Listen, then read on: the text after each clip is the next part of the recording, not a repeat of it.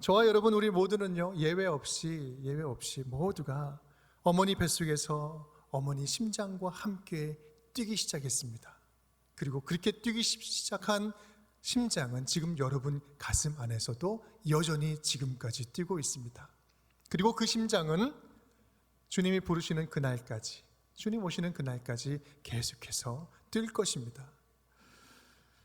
여러분, 심장이 뛴다는 것은 무엇을 의미합니까? 살아있다는 것이죠. 살아있으면 심장이 뜁니다. 반대로 심장이 뛰지 않으면 어떻게 되는 것이죠? 죽은 것입니다. 생명과 죽음, 살았다 죽었다를 가름하는 기준이 어디에 있어요? 심장에 있습니다. 멈춰 있느냐 아니면 심장이 뛰고 있느냐, 이 심장에 달려있다는 말입니다. 육신의 생명과 죽음이 이 심장이 뛰고 있느냐 뛰고 있지 않느냐에 달려있다면, 제가 질문 하나 던지겠습니다. 영적으로 죽었다, 영적으로 살아있다, 영적인 생명과 영적인 죽음을 가름하는 기준이 무엇일까요? 그것이 바로 오늘 우리가 함께 말씀을 나눌 주제입니다. 바로 의입니다. 의의 심장이 우리 안에서 뛰고 있으면 그것은 영적으로 살아있는 것이고요, 의의 심장이 죽어 있으면 그것은 영적으로 죽은 목숨이다 라고 말하는 것입니다. 오늘 우리가 함께 살펴볼 전신갑주는 바로 이 의의 호심경입니다. 의의 호심경.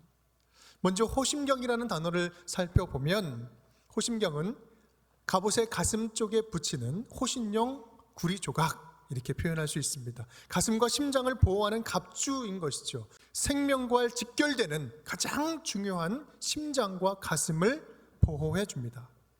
그런데요, 호심경은 호심경인데 이 영적인 의미가 의의 호심경이에요.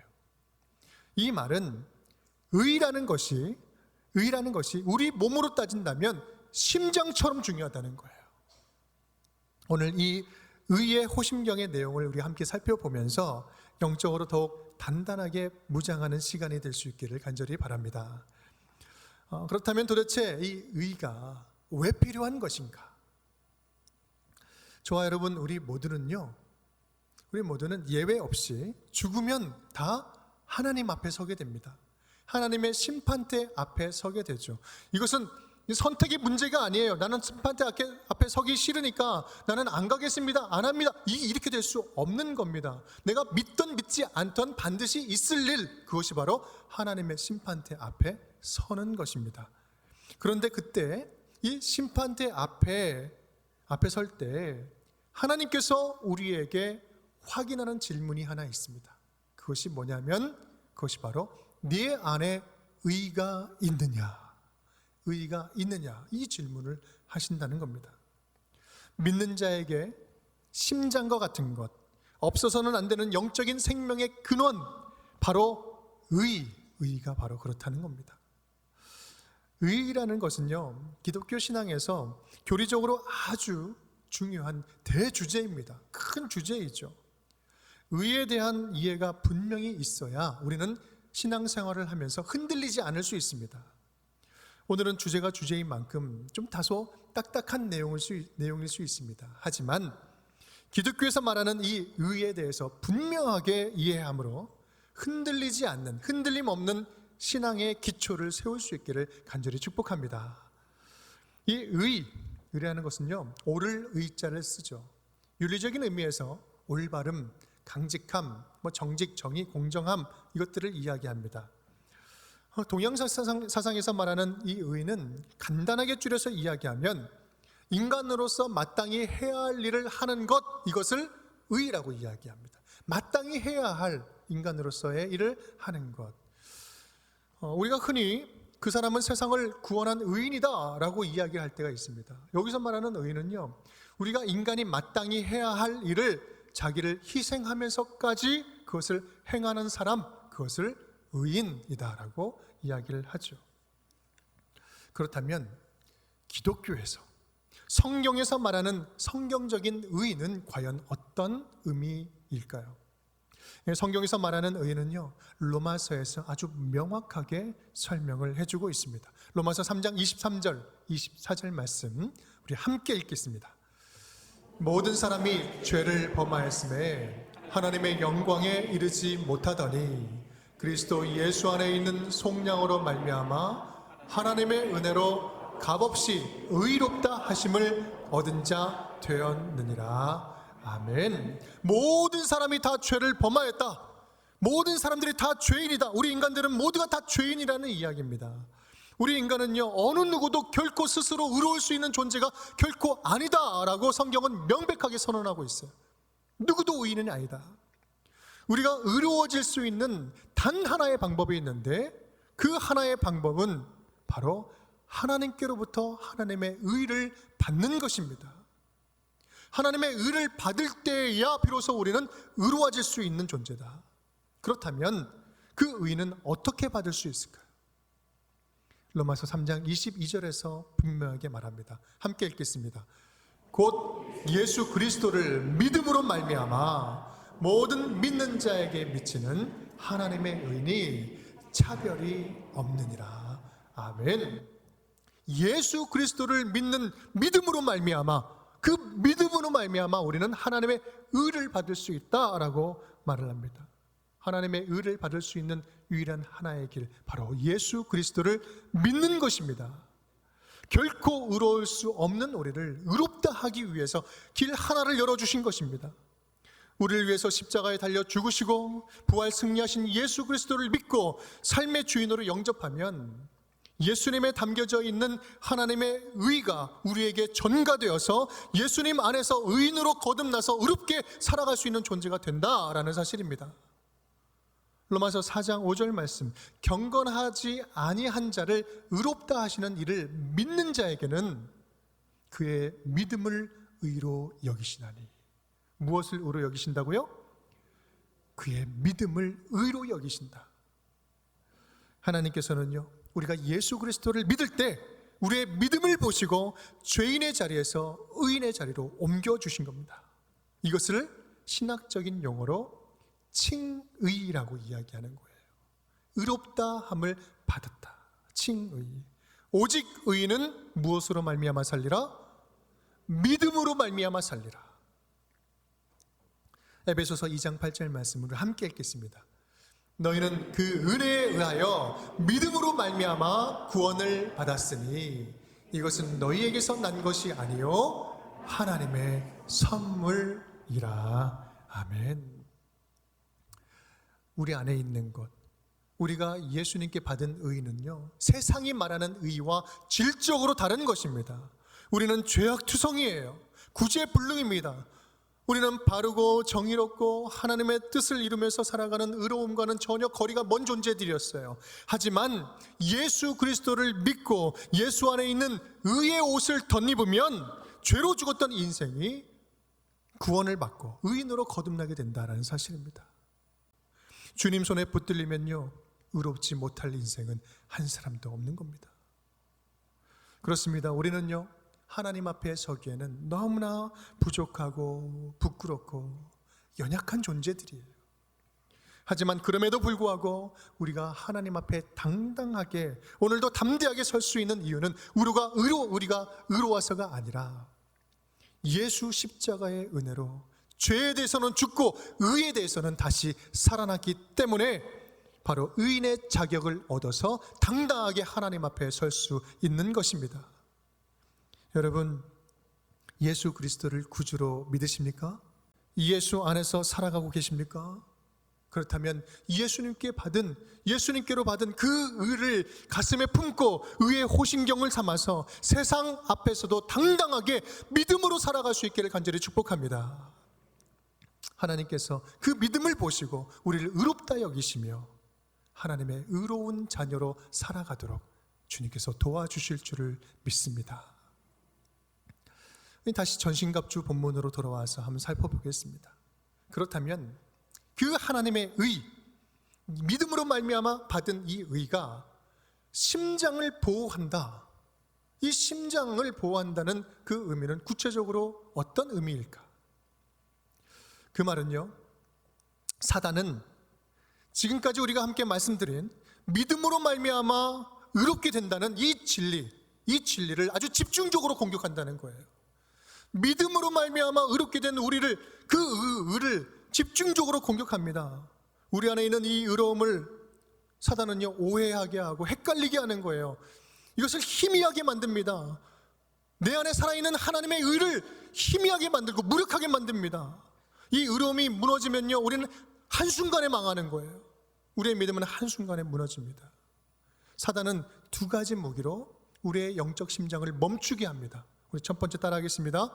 교만함으로 영적 심장을 멈추게 합니다. 이 교만이라는 것은 자기 의로움을 이야기하는 거예요.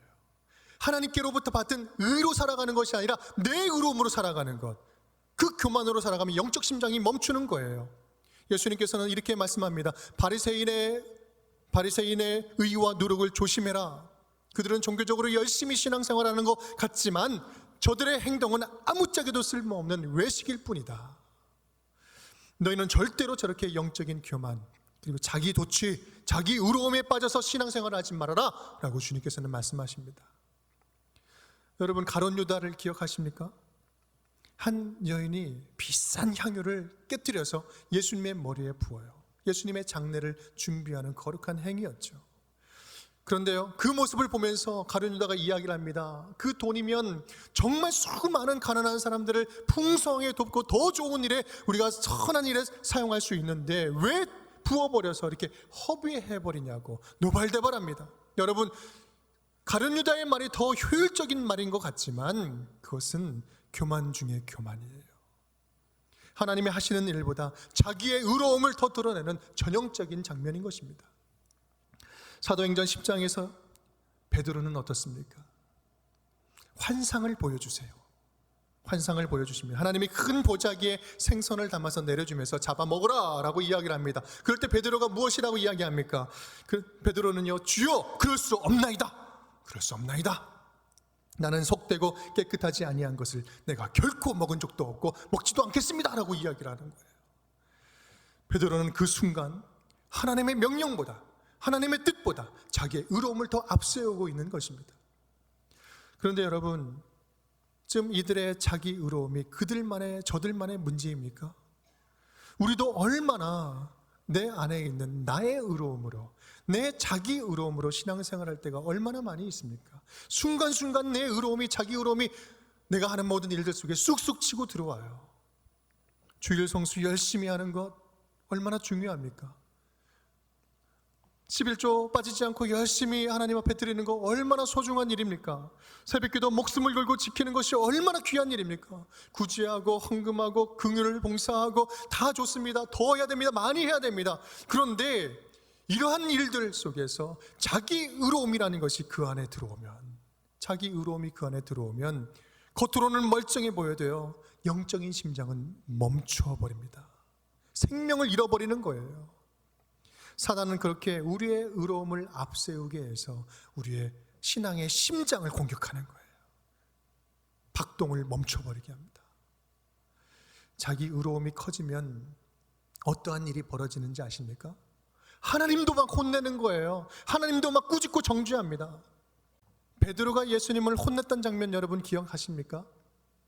마태복음 16장입니다. 베드로가 예수를 붙들고 항변하여 이르되 주여 그리 마옵소서, 이 일이 결코 주께 미치지 아니하리이다. 베드로가 예수님을 붙잡고 이야기하는 거야. 여기서 항변하다라는 말은요, 헬라어로 에피티만이라고 이야기하는데 영어로 말하면 리뷰크예요. 꾸짖다, 혼내다라는 말입니다. 마치 어른이 잘못한 어린 아이들을 막 혼내는 것처럼 아주 호되게 혼내고 있다는 말입니다. 자기 의로움이 앞서면 본인은 옳은 일을 한다고 하면서 열심히 정죄하고 비판하고 판단하고 하나님도 꾸짖게 된다는 거예요. 예수님은 뭐라고 하십니까? 사탄아, 내 뒤로 물러가라. 너는 나를 넘어지게 하는 자로다. 자기 의로움의 교만함은 사단이 하는 짓거리다. 자기 의로움으로 뭔가를 하려고 하지 않는 것이 훨씬 낫다. 사단아, 내 뒤로 물러가라 라고 이야기합니다. 우리는 분명히 기억해야 합니다. 우리 안에는, 저와 여러분 안에는 선한 것이 없어요. 선하지 않습니다. 보소서 주님, 나의 마음을 선한 것 하나 없습니다. 나의 마음을 보시옵소서. 나는 선한 것 하나 없습니다. 스스로 의로울 자가 없다는 말이에요. 여러분, 예수를 믿어서 의롭게 된다는 것은요, 혁명적인 일입니다. 사랑하는 성도 여러분, 교만하면 영적인 심장은 멈춰버립니다. 의로움이 아니라 예수께로부터 받은 의, 믿음으로 말미암아 예수님께 받은 하나님의 그 하나님의 의를 우리가 호심경 삼고 살아간다면 하나님이 기뻐하시는, 그리고 하나님이 의롭게 하신 그 삶을, 의로운 삶을 살아갈 수 있게 됩니다. 하나님의 의로움을 품고 하나님의 기쁘심을 향해서 달려나가는 저와 여러분이 되기를 주님의 이름으로 축원드립니다. 둘째로 따라하겠습니다. 정죄함으로 영적 심장을 멈추게 합니다.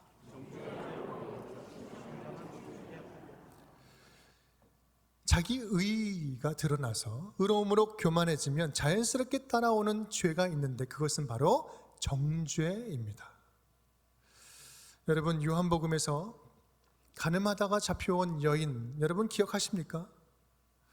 바리새인과 서기관들은요, 율법을 근거로 그를 잡아와서 정죄하고 있습니다. 이제 당장 돌로 쳐서 죽일 것입니다.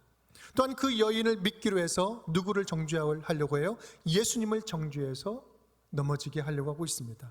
그 정죄함으로 가득 찬 그 현장에서 예수님께서는 이렇게 말씀을 하십니다. 8장 11절 말씀 함께 읽겠습니다. 나도 너를 정죄하지 아니하노니 가서 다시는 죄를 범하지 말라. 아멘. 예수님은요, 명백한 죄인이에요. 그 죄인인 여인을 정죄하지 아니하고 오히려 그 죄에서 끄집어내십니다. 나올 수 있도록 도와주십니다. 여인을 잡아온 자들의 의는 사람을 죽이는 의였지만 예수님의 의는 죄로 죽을 수밖에 없는 자를 살리는 의였습니다. 사도 바울은요, 정죄하는 것이 영적인 공동체에서 얼마나 치명적인 것인지 교회의 직분자, 감독을 세울 때 이러한 지침을 줍니다. 디모데전서 6장 3장 6절 말씀, 새로 입교한 자도 말지니 교만하여져서 마귀를 정죄하는 그 정죄에 빠질까 하며.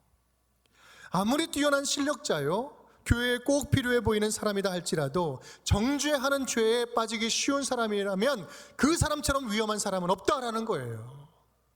정죄하는 자가 가장 큰 문제를 일으킵니다.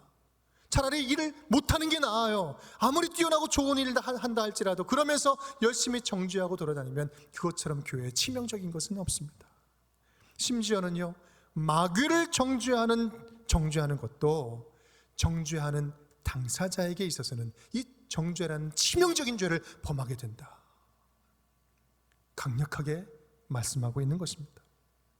그런데요, 그 정죄함에 있어서 무엇보다 중요한 점이 있다면 예수 그리스도를 믿고 참된 그리스도인들이 되었다면, 그렇게 의인이 되었다면 그 믿는 자들은 정죄할 수 없는 존재라는 거예요. 우리 에베소서 2장 8절 말씀 우리 함께 다시 한번 읽어보겠습니다.